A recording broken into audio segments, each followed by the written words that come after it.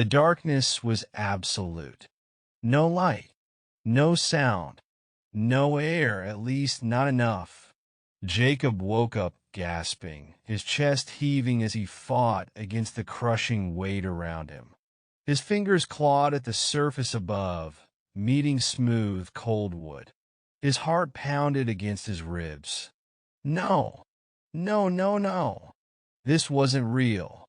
It couldn't be. But when he reached out in every direction, feeling the tight, inescapable confines around him, the truth clawed its way into his mind. He had been buried alive. His breathing came in ragged gasps, too fast, too shallow. He was using up the oxygen. He had to calm down. He had to think. But how the hell had this happened?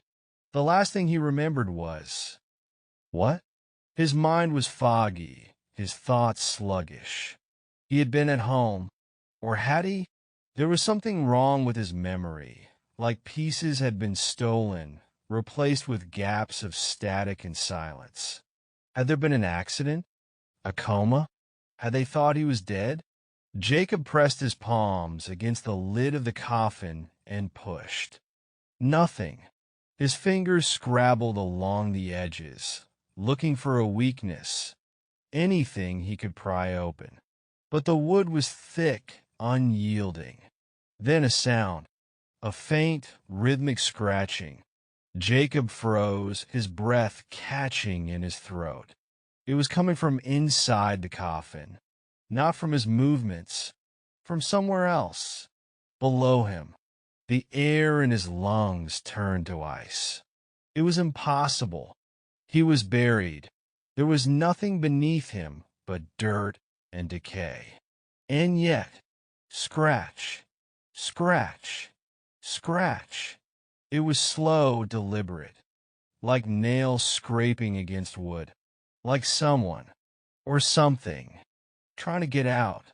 Jacob pressed his body as far back as he could, but there was nowhere to go. He was trapped, suffocated by the walls of his own grave. And the scratching was getting closer. His breathing turned frantic. He slammed his fists against the coffin lid, screaming, pounding for someone, anyone, to hear him. His voice was muffled, swallowed by the soil above, but he screamed until his throat was raw. And then a whisper, soft, ragged, right beneath his ear. "Let me out." Jacob's body went rigid, every nerve in him locking into terror. And then, from beneath the coffin, came a slow, creeping pressure. Something was pushing up from below. He could feel it against his back, the wood pressing into him as something underneath him moved. Jacob thrashed, kicking, shoving against the coffin, but the pressure only grew stronger. Then a knock. 1, 2, 3. The wood beneath him groaned, and cracks began to spread.